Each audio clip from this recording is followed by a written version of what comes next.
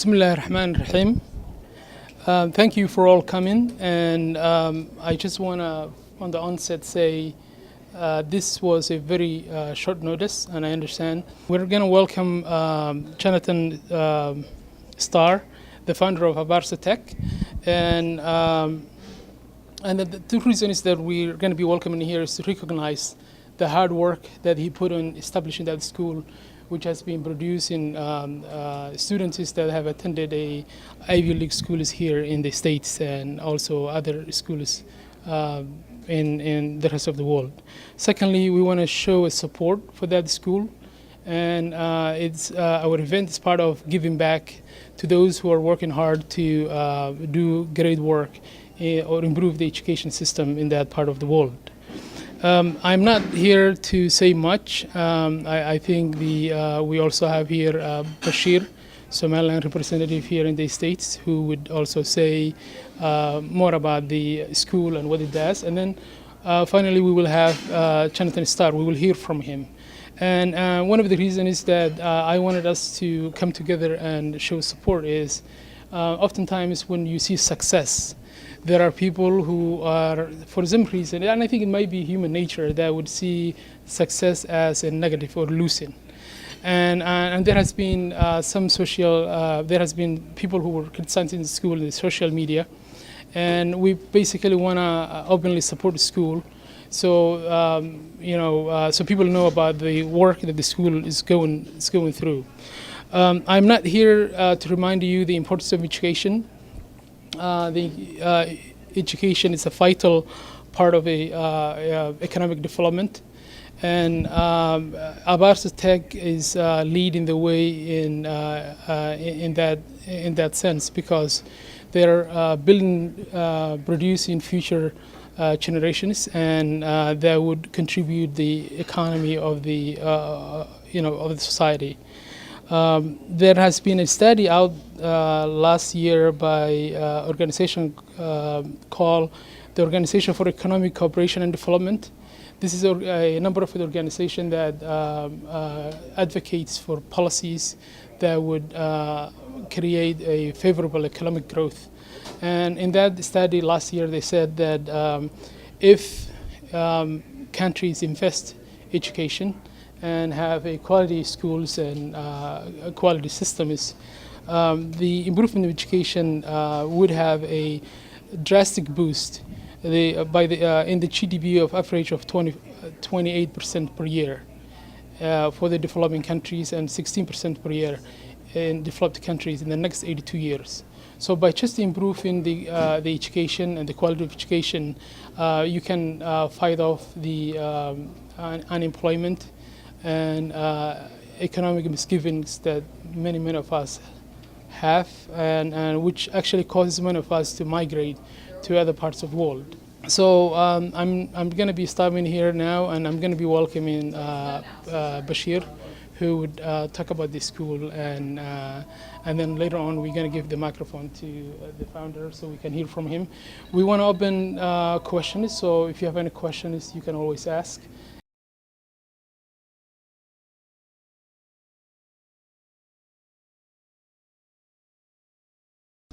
I think one is covered. Okay. Thank you, Badri, and thank you and your colleagues and the whole team that are working with you for organizing this event. It's a very, very important event. There's nothing more important than education, and we all know that, and we all know that we are here because we have been educated. Otherwise, we would not have been here and working and doing good jobs. With all the Somali meetings, whether it's Somaliland or otherwise, all the Somali meetings, and I have been to many of them in my life, I'm always disappointed that we dismiss women. We don't have a single woman here today. This is not actually an exception, it's a norm for the Somali people, and this is something we have to change. And I'm proud to say that Abaarso is changing that a lot. Because if you see the Abaarso students and the Abaarso graduates, there are many of them and actually some of the most brilliant ones are girls, women. When I was in a conference organized by Abaarso recently in June, in New York that were hosted by Mars University, Mars College. The students of Abaarso came there, and most of them were women, females, and that's really brilliant. So I think we have to bring our women on board. I think we have to bring them out of the houses. This is 21st century, guys, and we have to change that. Other than that, I have to say we are not going to preach each other about the importance and the value of education. We all know that. The only thing I want to say is that we have many schools, we have many universities everywhere. But what we lacked was excellence. We lacked that kind of educational excellence, you know, that will give the students a skill that they need to work in the 21st century. We are going to the age of artificial intelligence, and that's what will rule the world in the 21st century.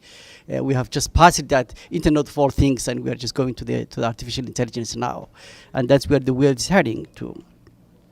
It was Shimon Peres, a former Israeli leader.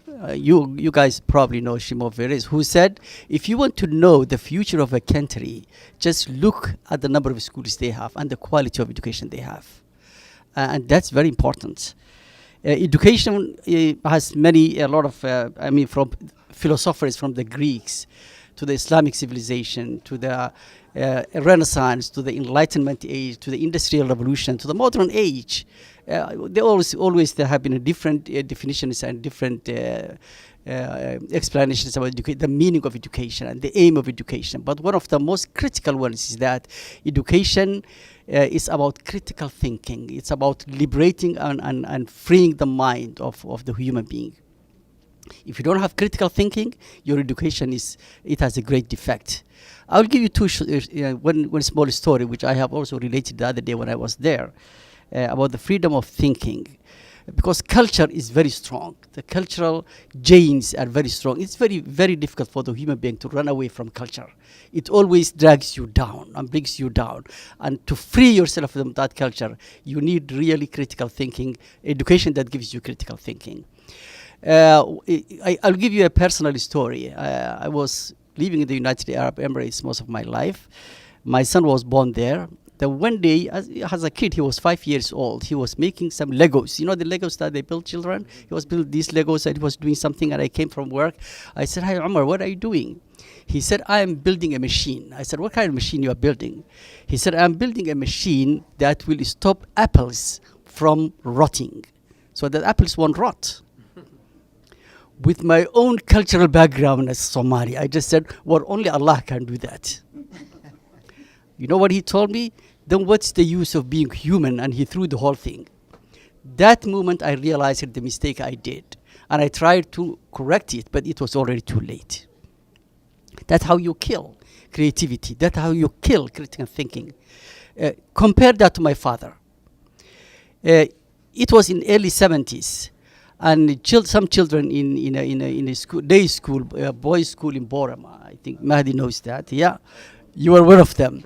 They asked their teacher, Islamic teacher, whether God was male or female, and that was a very bad question for the teacher. He found that very, very strange. So the whole students were detained that day. You are not going back to your homes today. You are detained here. You're crossing the line. So they called the parents to come to the school. My father met one of the parents who was going to the school. He knew him. Well, how are you doing? Fine. How's life? Fine. How are the kids? Why are you running? So he was in a hurry. He said, "I'm going to school." So why you are in a hurry going to school? Because the students are detained today in the school. Why? Because they asked the teacher that question. My father laughed and he said, "Okay, take me with you. I'll go with you to the school." And to those of you who don't know, my father was an Islamic scholar who attended Al-Azhar University. So he came to the school, he asked the students, and probably Mahdi will tell better, and then he said, "Did you ask that question?" He said, "Yes." He told everybody in front of the teachers that today I know the students are learning something because they are asking that kind of question. It's critical thinking. And that's how you deal with it, critical thinking. So it really annoys me when I hear that at the 21st, in the beginning of education in our country, everywhere, people were against education because they associated education and schools with the colonizer, the white man. That you can understand. But with a lot of education and awareness, we crossed that line, and we built schools, and people became educated about schools, and we had quality schools. And later on, I remember when I was in school, I was lucky to be in Sheikh Secondary School and in Amud Secondary School, both. And these were in Somaliland the quality schools that parents want their students to go. So I remember later on, the parents used to be proud of their kid to be in either Sheikh or Amud Secondary School, and it reached that level. So I'm baffled when I hear now today, in the 21st century, after all this education, after all these universities, there are some people will now think and say, well, what's this kind of school? Is it against our culture? Is it against Islam? I thought we were finished with that long time ago. That argument was done. But you know what? They say history repeats it. It was Karl Marx, actually, who said history repeats itself. First, as a tragedy. Second, as farce. So I don't know whether we are in the farce or tragedy phase now, but we are in one of these two, actually. But then, when you look at everything, the fruits and the product talks for everything. When you look at the product of Abaarso School today, okay, that is the best testimony of what that school stands for. When you see these students who are now studying in Ivy League universities in the United States and everywhere else in the world, then you know that school is a quality education. That's what the Somali people need everywhere. And education is education. Whether it's Abaarso, or whether it's in Mogadishu, or whether it's in Hargeisa or Borama, okay, Somali children will go to any school that they feel that they will get very good education. And I have seen students who came from Mogadishu. I met them in the conference. To those of you who think that this is just a Somaliland school, it's not. Okay, we go to India, we go to Pakistan, we go to the United States, we go to England for education anywhere. I remember when I was from this school. So I will not steal the thunder out of Jonathan. We are here for Jonathan, but I will tell you it's something, Jonathan. The fact that Somalis organized themselves voluntarily and invited you and are hosting you today is a real testimony of the good work you are doing and the success of Abaarso School. With that, I will just give the floor to Jonathan. Thank you. All right, well, thank you all. First, I want to thank two people. So first, the representative Bashir. Bashir, I've been in touch with now for probably, 8 months, a year, something like that. And his energy level he has brought to this, I mean, you can see it in all of the results are clear. Actually, earlier today, he started to tell me something. He started it with, well, if things go well in 5 months, and my heart sank because I thought he was going to say, I'm going to be taking a different job. It was not, fortunately, that. Bashir's doing incredible work. This conference that we did was made a lot better because he helped bring some great people there. And I do hope before this night ends and in the future we stay in contact so that you all can come when we do it again, because we're going to try to make this an annual event because it was really very successful. The other person is Badri. I have actually known Badri now in person for under a day, and I have had a few text conversations back and forth, and nonetheless, I feel like the expression that comes to mind, there's an English expression, a prince among men, and that is, it's 100% clear to me that is who he is. He's just a wonderful, gentle human being who cares and does well. And honestly, it's an honor, and I appreciate all of what you've done here. So thank you all for coming out. I'm going to give you a little bit of background because I don't know what background some of you have other than how it is. People who want to say negative things talk a lot more than people who say positive things. So, but then I want to open it for questions because part of why I want to be here is so that I would get in front of a crowd anywhere of Somalis because I don't have anything to hide. And I'd have our students here because they don't have anything to hide. We want to make sure people understand this. So I first moved to Somaliland in 2009 to start Abaarso. And I had been working in finance, and I closed down. I had my own firm, closed it down, moved over to Somaliland. I have a Somali uncle who went to Sheikh Secondary School and married my aunt a long time ago. And he had longs for his homeland, and to talk about how, in his mind, Somaliland was this perfect haven of his memory from his youth. So he had encouraged me. This is Bile Osman. He's from Aragavo in New York City as of a long time now, 40 years or so. And so he had connected me there, and I just committed. I just was ready to do something different. I had lived my life in America, and I wanted to see something and do a new challenge. I must say I did not understand how great the challenge would be. The school building part was actually relatively easy. When I see these failed schools in America, it disgusts me, because actually making a good school is just not that hard. It's a lot of work, it's a lot of challenge, but it's very doable, and there's no excuse for the schools in America that don't do well. There's really none. That part wasn't so challenging. The challenge was it never occurred to me that I'd be fighting the very people I was trying to help. And in the early going, the first year, we barely had any students who even wanted to come. There were students mostly who tried to get into Sheikh Secondary School, didn't get in, and said, oh, fine, I guess I'll come here. And many of whom didn't even want to do that. Our first couple classes, 40% of the students dropped out because they said, well, this is too hard. Why would I do this? Why would I go through all this work? Others didn't. Others who actually just came to us because they didn't get into Sheikh Secondary School said, I think I see the chance here. I see the opportunity, and they gave it all the effort that they had. They committed themselves. And students who'd come in at a first grade, second, third grade level, 4 years later, some of them were getting into American universities, getting scholarships, and able not only to do okay, but to do really well. We had a girl who was with us for 4 years who went straight from there to Oberlin College, not too far from here, which is one of the best liberal arts colleges in America. And she did extremely well. She then came back to work for us the last 2 years. We opened a women's university called Barwaco, and she's there, and now she's headed to law school in the United Kingdom next year. And I'm hoping will be your Chief Justice someday. She's noble, and she's intelligent, and she's getting fully educated, and you could do a lot worse. We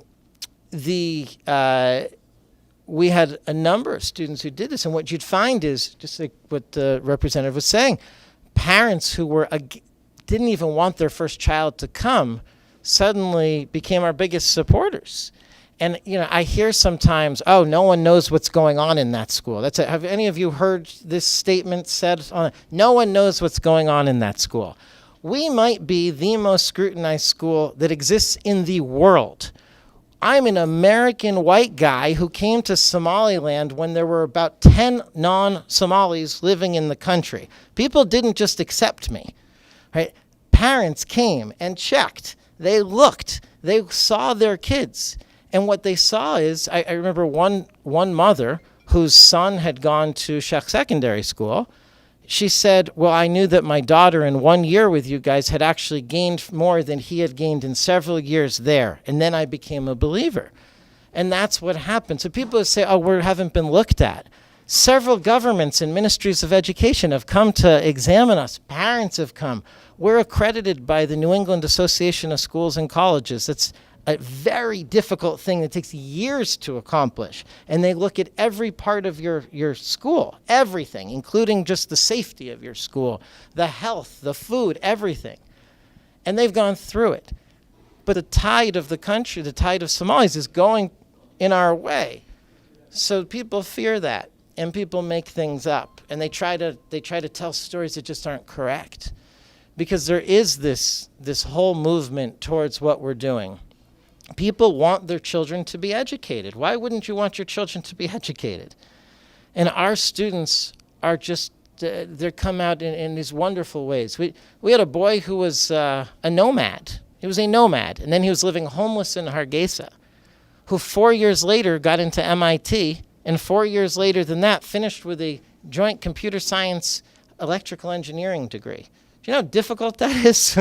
People who have studied at the best schools in America, who have rich parents who sent them to private schools, after 13 years can't get into MIT and do computer science and electrical engineering. And I feel like what we should be doing is we should be saying, these students are proving to the world that Somalis, when given an opportunity, are just as capable as anybody in the world is. And the answer has to be, let's give more of these opportunities to people. Let's get more schools like Abaarso in the country, and that has to be the answer. And of course, if that's not the answer, then why are 40 times the number of people trying to send their kids? And that's what the people want. They want this.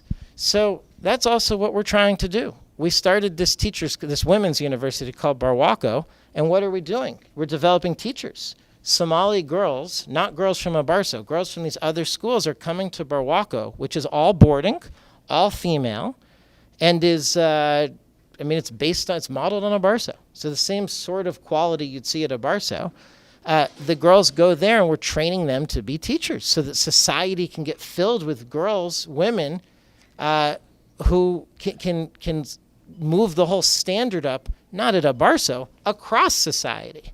And we make sure those girls come from Aragavo, those girls come from the eastern regions. We make sure that we don't get a bunch of just Hargeisa girls. We get them from all over because we want to see the education level of the whole country go up. And who's going to be doing it? It's these Somalis. It's Somali girls.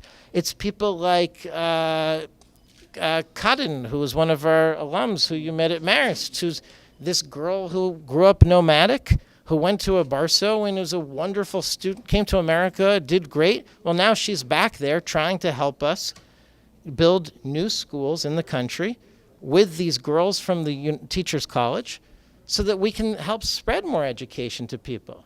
Because it's proven when Somalis are given a chance, your performance is wonderful.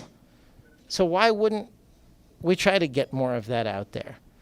And I do think when you hear things, where is it coming from? It's coming from people who don't want it. That's really the truth. That's really the truth. It's coming from people who don't want it. I always find the most ironic thing is when you'll see somebody in Sweden will post something and say, we don't want this kind of thing for our children. Say, what is your children going to? You're in Sweden. Oh, we don't. People made a big deal. Anderson Cooper came to report in Somaliland. I mean, until people order, he came and he did us a favor and he talked to students about journalism. Who in the world knows journalism better than Anderson Cooper? You can think he's going to hell, but he knows journalism one way or another, right? This is a great favor he did, and he came and he was in the country for under 24 hours. And someone in Sweden or America, where gay marriage is legal, is complaining and saying that this just destroyed our children. Well, what about your children?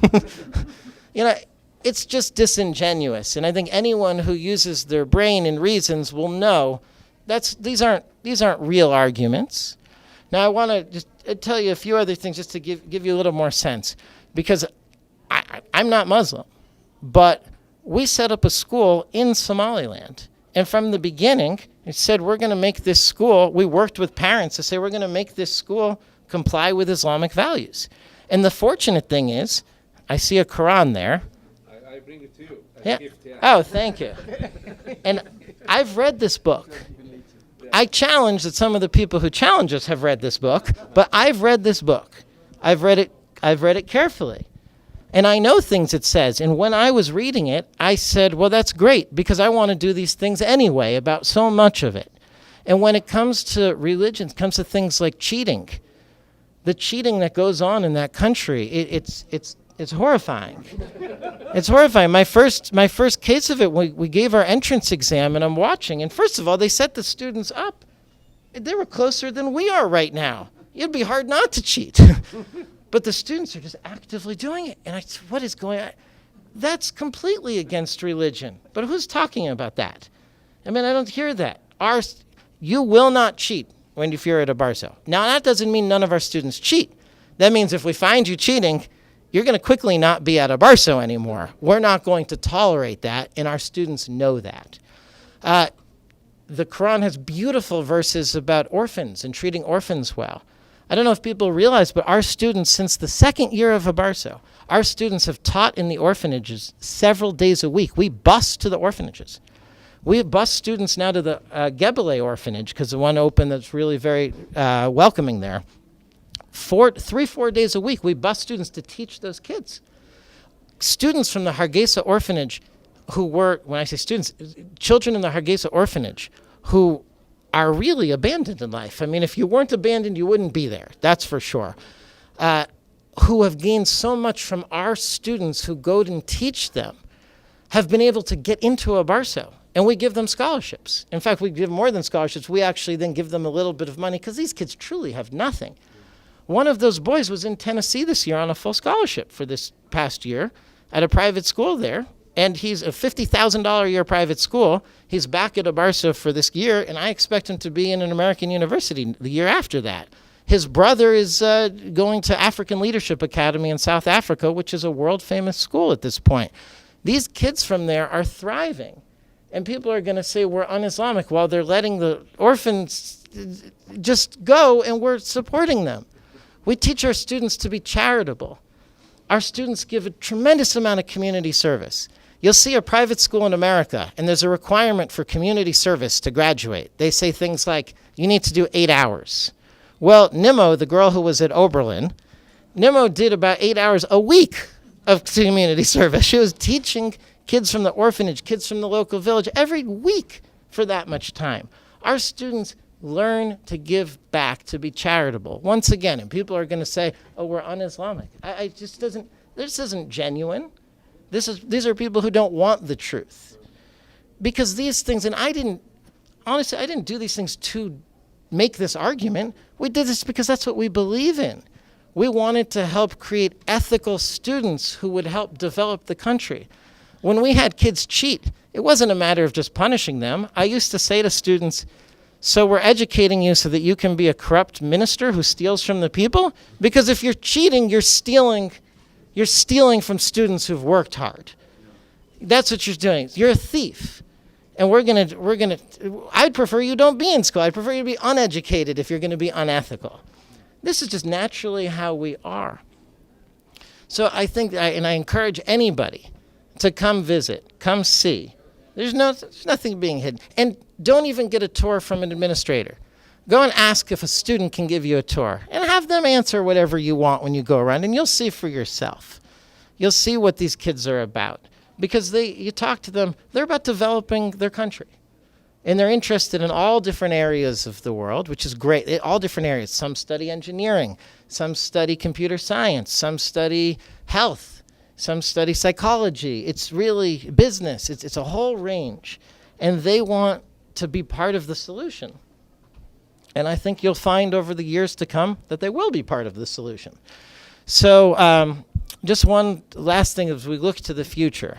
So a recent really amazing development is we recently hired a next headmaster of Abaarso. And it's a woman her name's Trudy Hall. Trudy was the head of one of the most prestigious women's boarding schools in America, a school called Emma Willard. It has an endowment of $110 million, just to give some perspective of how, Jane Fonda went there, the Senator Hildebrand from New York went there. This is a very prestigious school. She was the head for 17 years of that school.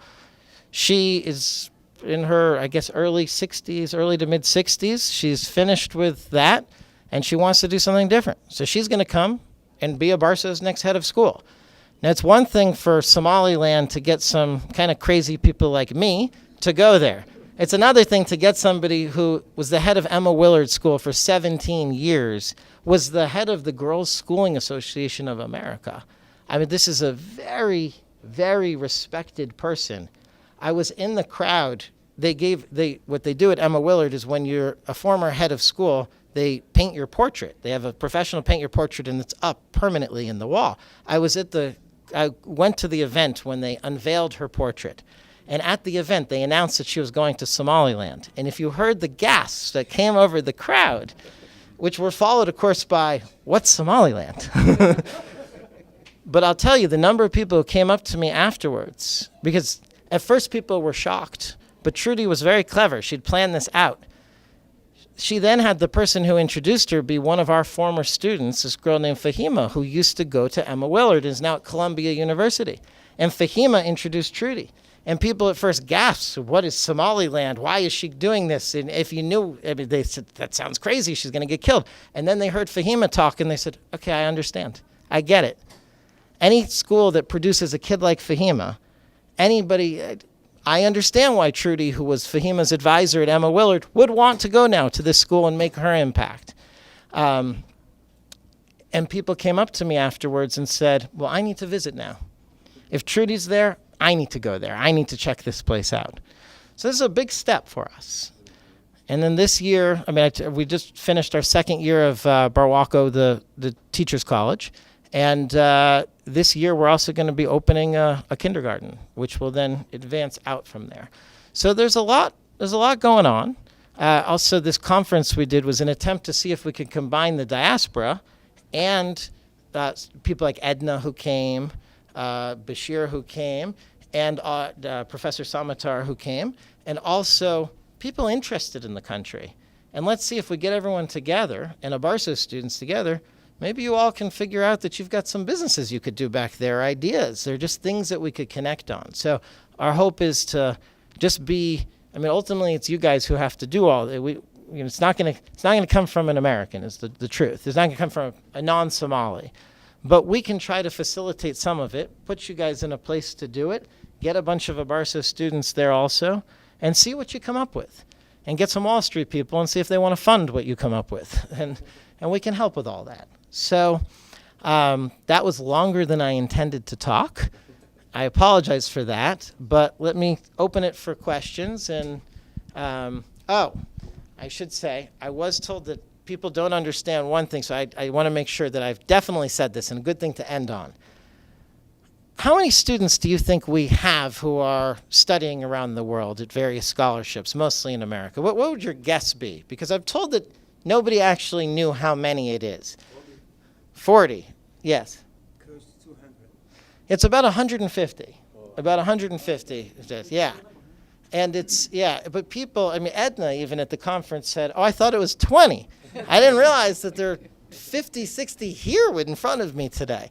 150, and I'll tell you, the number is not going down. The number is rapidly increasing. We 6 years ago, so we just finished our 10th year. 6 years ago, we said, students come from such a low base. We've got to move to start in grade 7, not in grade 9.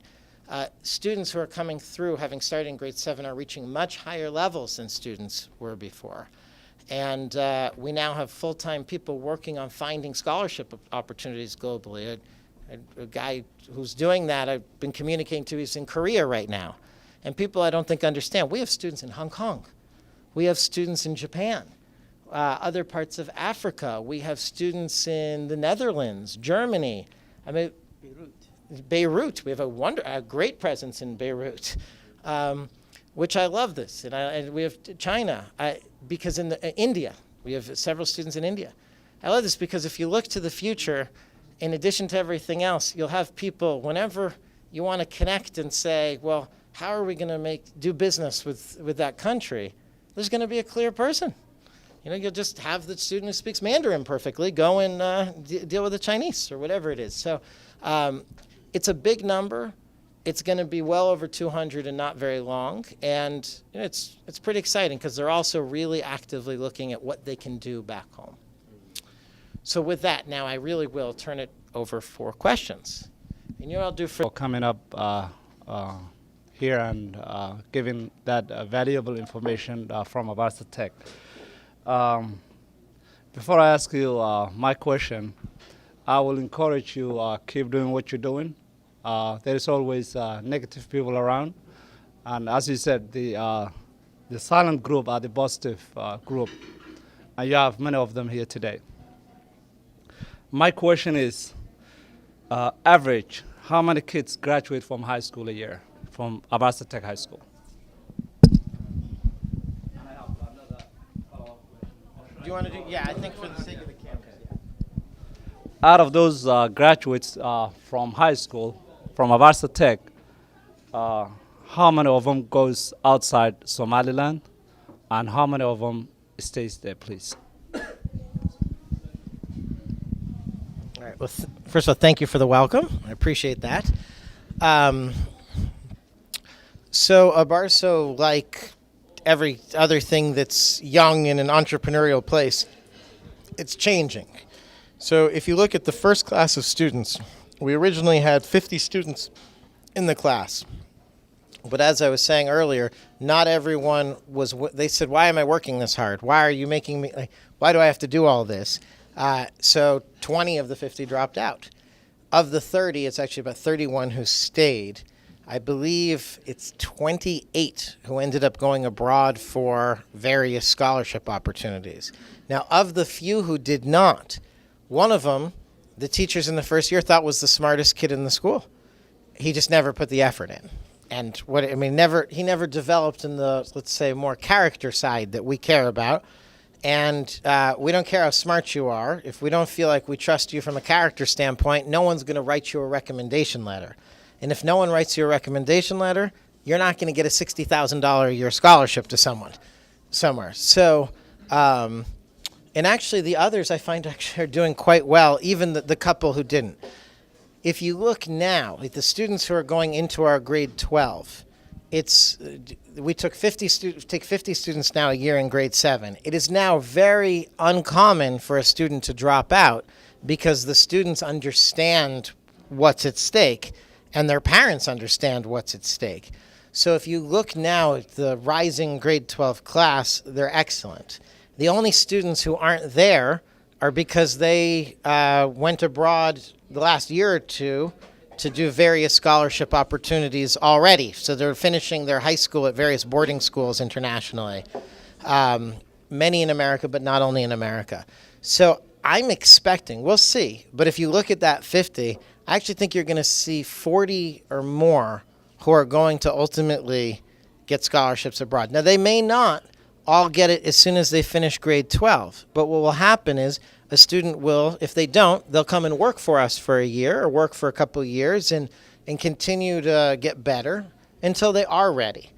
They don't want to go to, they want real opportunities. They don't want to go to something that is not going to advance them. So I think we're going to be looking at 40, maybe even more, maybe even close to 100% eventually getting into international universities. And again, that first class, actually, that's basically what they had, but we had the dropouts. So that answered both your questions, I believe. Okay. Not as concise.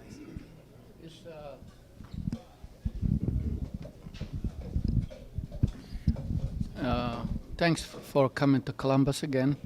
Do you guys offer Somali language in your curriculum? Yes?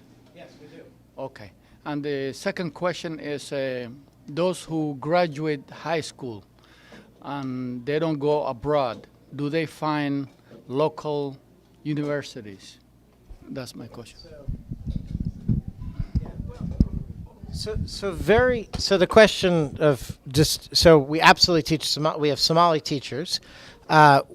This is not my field of expertise or our other, we're describing our headmaster for America. She's not going to be good at figuring out who's a good Somali language teacher, but we have a Somali board of trustees who's very helpful. It includes many of the most influential people in the country, and they help connect us with people.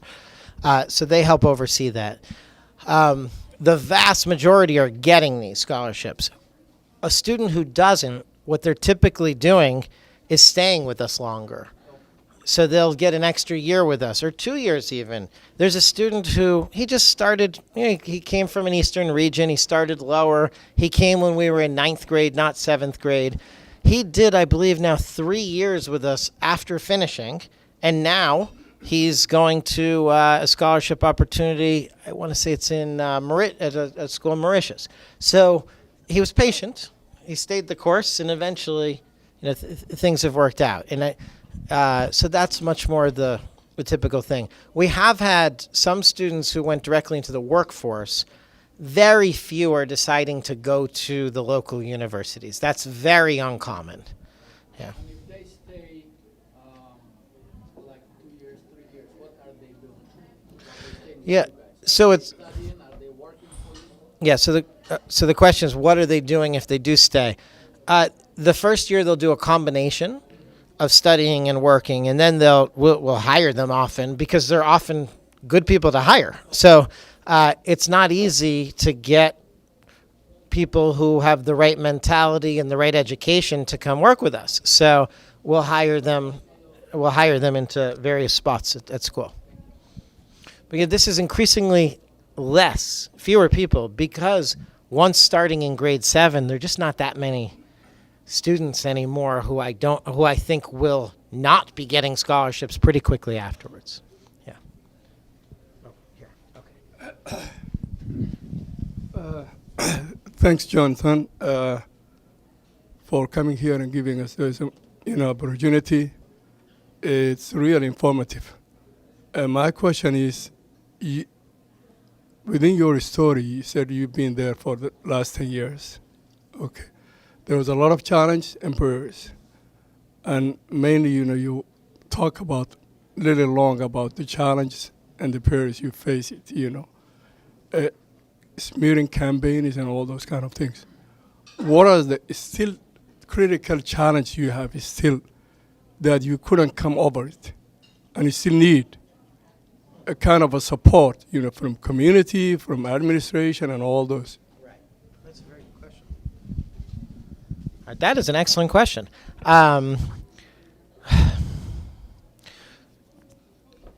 I think of it as, in general, the first 4 years of Abaarso were survival. We needed to get through and survive so that our students would get a chance to show what they can do. Well, they did show what they could do, so survival is not a question anymore. I don't think anyone's wondering. I mean, I don't care how many people say, shut Abaarso. It isn't happening. Not when 2,000 people try to want their kids in for 50 spots. So it's not about that. Then we moved on to trying to make the school more professional. And we've had some steps towards that. But what we could use, I'd say at this point, I think of it as that was defense for a while. Now we can actually play offense. Now I think we should look and say, Abaarso's quality of education should be all around Somaliland and then to other Somali places. Why should it just be Somaliland? And that's what is the next step. Now, to do that, we're going to need community support. There's just no other way to do it. We're also going to need a lot of money. So I'm not expecting the community to, just part with millions of dollars for this. But I think the community could say, this is a part of Hargeisa that my relatives are in, and we really would love a new school there, and I'm going to donate. I'm going to talk to the community and get them to donate the land to put that in that area. The community could do that. With that, I think we can hopefully go out and get the rest. But I want people to be thinking about Abaarso is not something for 250 students. Why shouldn't Abaarso be something, Abaarso level of schooling? That should be for every Somaliland kid should be able to get something like that. And again, beyond Somaliland eventually. And for that, we're going to need people thinking in those terms. People stop being kind of territorial or however, a little bit small-minded with this. We need people to think big. Let's make this big and forget about those people who are saying negative things. Let's actually talk about how we can get this expanded and give more students the opportunities that they should have. Does that answer your question? Yeah, good. Stick to just this current area. I think realistically, I get a lot of people contact me and say, oh, why don't you do this in, I'm just going to make a place up, but Central African Republic. I think, why don't you do it in Central African Republic? I know nothing about it, and I don't need to. That's not going to be me. I'm happy to tutor somebody who wants to, but that's not going to be me. That's not going to be any of our people. Where I think we can really do something, I think we've figured out where the Somali students are and what they need to get to where they need to get to. We figured out how to motivate them. We figured out what's missing in their curriculum. We figured these things out. And I think it's going to be true across in Mogadishu, in Kismayo, in the Ogaden. It's going to be true all throughout. And ultimately, whether we're running the school or not, a quality school that we help get in place should be in all of those places. And we do get lots of Somalis who reach out and how do we get an Abaarso in Mogadishu? How do we put an Abaarso in Bosaso? And I'm all for it. I think they should be in all those places. It probably can't be me or our team because we're very focused right now in Abaarso and at our new University of Barwaco, our first school that's opening in Hargeisa. But I don't think it has to be that long before we're looking at that. So let me just give you actually a quick idea. If you're from Las Anod, which is not a natural, are you from Las Anod? Okay. Well, then what I'd say is you come up with a way to get girls from Las Anod to go to Barwaco, our teachers' college, our teaching university.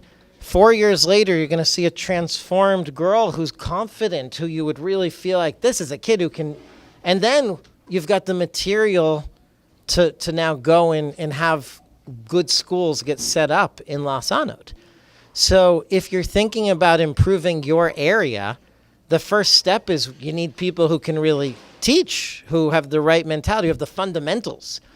So get these girls to our teachers' college so that they can get that. And then 4 years from now, we got something to really talk about in terms of getting things there. And I've been contacted by people in Las Anod for this sort of thing. So, as well, yeah. So my last question. We have a boy from Mogadishu who just this year, he got into Columbia and Harvard and had to decide which one he was going to. Not bad.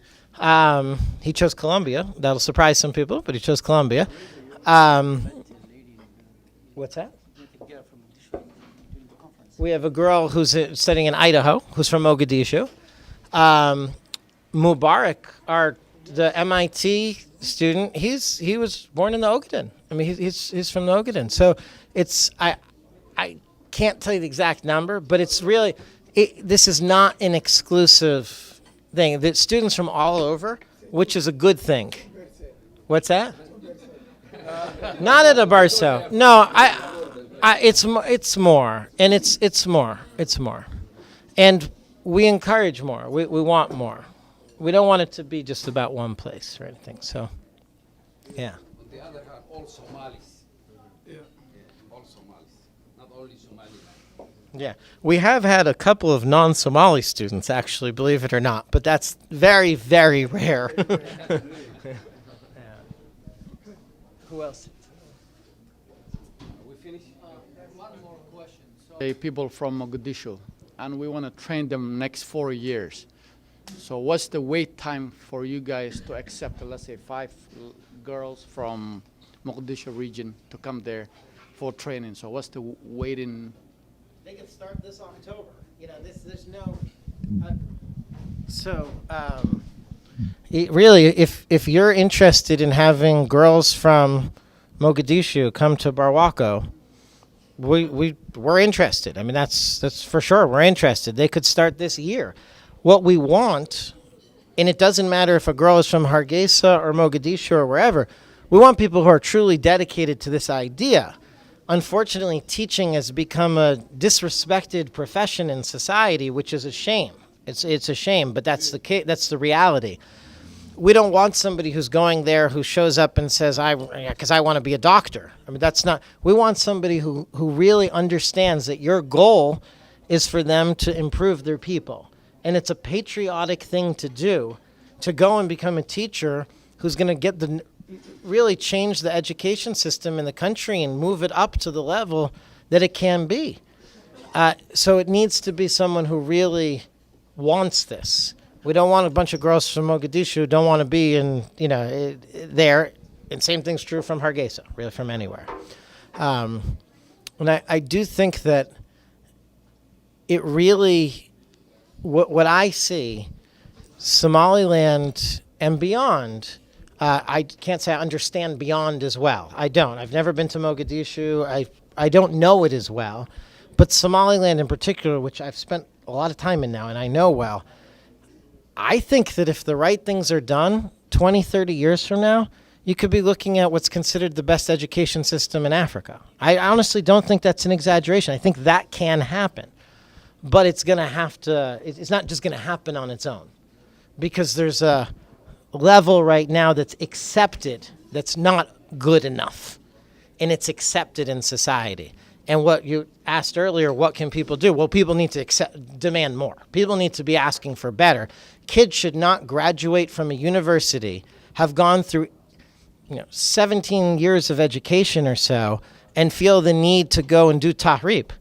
That's not a failure of jobs. That's a failure of the education system. Because I'll tell you, it's not as if it's not like Telesom isn't still bringing in Chinese guys to do their networks. Right, so there are jobs. Where's the education to do them?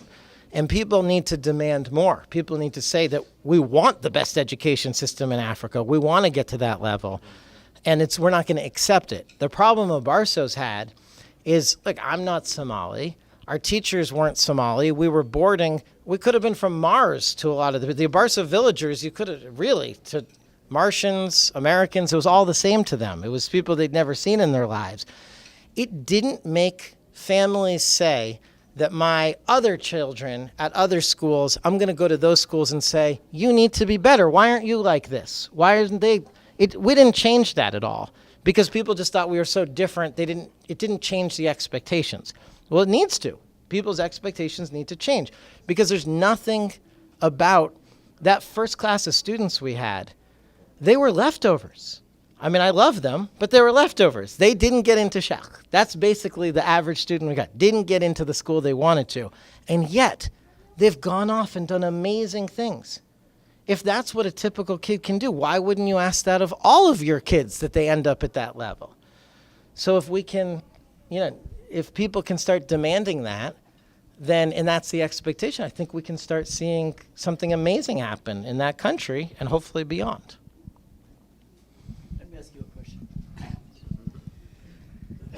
Can you envision one of your children going to Abaarso schools? My children. Yeah. The real issue with that is that their mother cannot envision one of their children going to Abaarso school. I would love my children to go. I would absolutely love it. Unfortunately, I'm not the only decision maker on the issue. But especially, when you're talking about having K through 12 schools that are these, beautiful, wonderful schools that I think are going to be better than the second grade you can send your children to in America. Abaarso is definitely better than the schools that you're sending almost all of your kids to. I believe that our K through 12 school is going to be better than the schools you're sending your kids to. I think that those could be all throughout the country. They could be in Las Anod and other places. I would love for my little girls to get the experience of going and being with these people.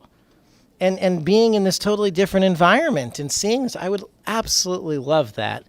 As it is, I try to host Abaarso students. I try to, we'll take trips periodically, get on the train and go see our students that are in Wellesley and Babson. And we talk about them all the time. And I talk about, they grew up around goats. This is not the life you're used to. Some of them grew up without food. Yeah. Oh, so a lot of students in America, and it's not easy, especially the ones who are in high schools here, over breaks, over summer break. It's a long period of time, and a lot of them aren't, when you're in high school here, you're not allowed to work. If you're a university student from abroad, you're allowed to work somewhat, but you're not allowed to work if you're in high school. There's some little but for the most part, you can't. And to the extent, so we're always looking for host families who will take a kid in, especially things like during Ramadan. They don't want to be with some American who doesn't know the difference. They want to be with Somalis. They want to be they want a chance to speak Somali again. So if people are interested in hosting, especially if you also know people outside of Columbus, it's really, it's very valuable. So please reach out to me, reach out to Bashir. If you don't have my connection, you can do it that way. But we really do need people to host and make these kids feel at home. They're on the other side of the world from their their family, right, and from what they know, and that can be the difference between a kid who ends up being an A student and a kid who could have been an A student but instead doesn't do well because they're emotionally, they're sad. They're too far away. They're homesick. Exactly. So that's a really good thing to bring up. Great. Again, thank you. You came here for our dinner. And my question is, there's a lot of families move nowadays from Ohio to Somaliland, and they have children. Where they can apply if they want to bring their children there while they're in Somaliland? Yeah. Do you have website? For Abaarso? Yeah. No. So every year in the spring, we register students for our entrance. And it's very competitive. And people, but what they need to do, contact the school, go visit. And I'll tell you, if people in the past have thought that they almost treat us like we're a correction institution, and we're not. So if it's because your son got into lots of trouble in Columbus and now you've sent him back, we're not the answer, right? But yeah. That's not us. Yeah, but we have had students. It's changing. People used to think that it's changing. What you shouldn't be, what people naturally thought was, I have 4 kids. My 2 in the middle they're okay. The one is really doing great, and then the 4th one's a problem. Let's send the 4th one, right? It's actually the opposite. The one who's doing great here, this is a chance for them to just take whole new levels, right? And they're American citizens. You go to Abaarso for several years, you get that, you get into that, you're going to be really attractive to American universities, and we'll help you with that process. So we want the kid who's good and can be great and can also learn their home society and connect with so many people. That's who makes sense. So when you visit, come to the school and ask about it, get information on registering for the entrance exam, and it'll go from there.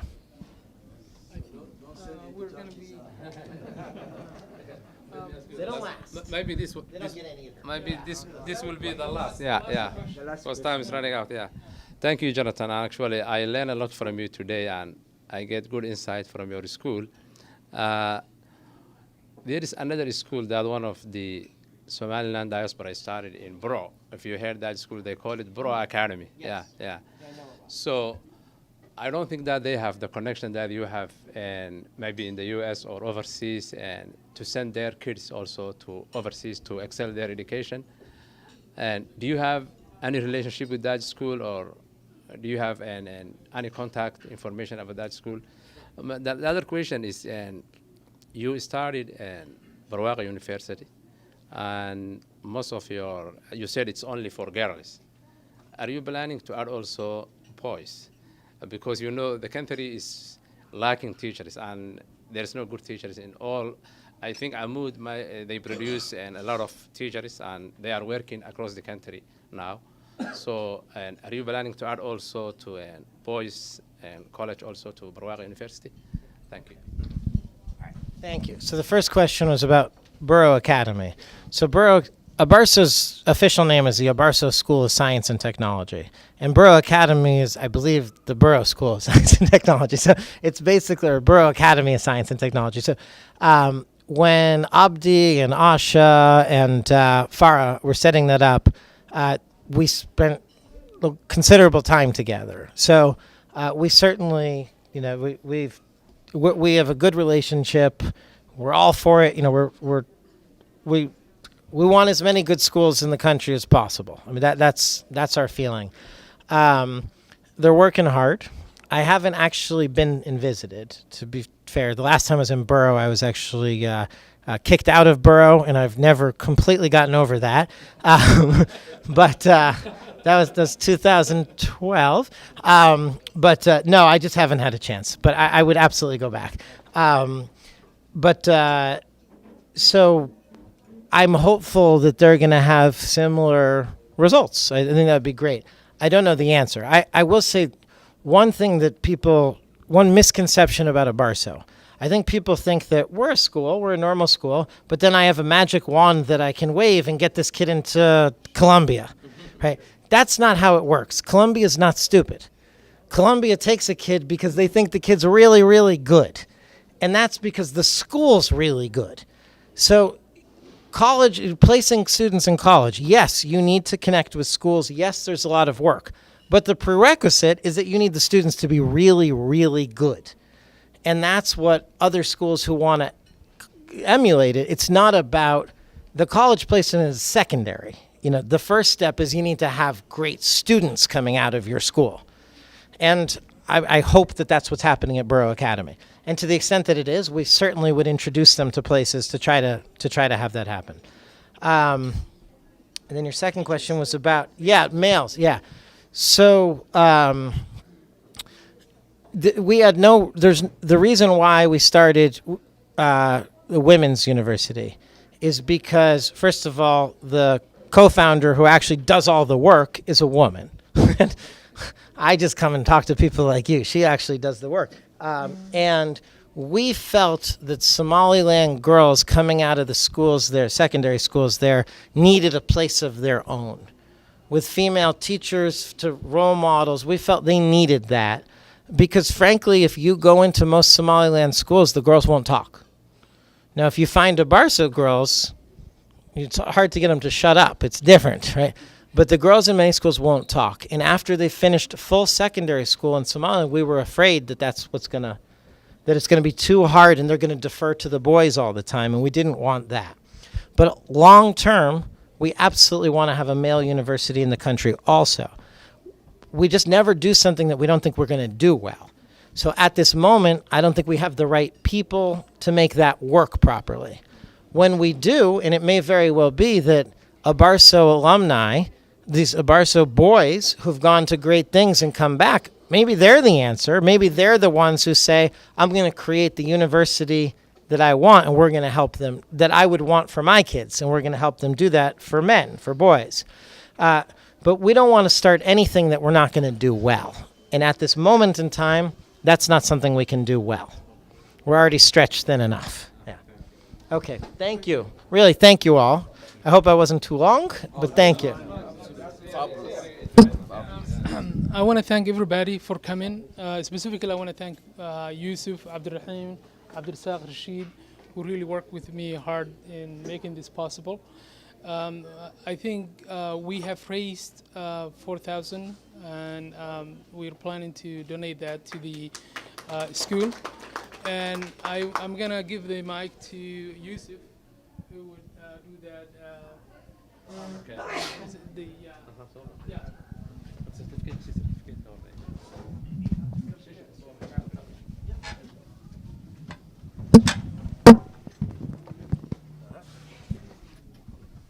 Okay, actually, as Bedr said earlier, why we are here today is not actually something that's, something that's, has got measure of value, but all we were trying to do is we were just trying to show recognition, and that at least we know what Jonathan and his team are doing in Hargeisa or Somaliland. Or in, so what we got here is a certificate of actual recognition. Just a token that we just appreciate, and we know what you are doing there. Thank you. Thank you.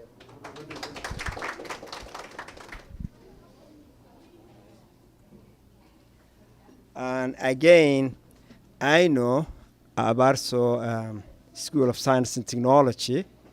You guys are working hard, and you guys get all those, scholarships. And I read through your website this morning. It was telling that there was about 15 million. You get 27 million. Oh, that's 15 actually in the website. So I said, wow. So I was ashamed actually, but we're not giving any money, but just, this is what we can afford. Thank you. Yeah.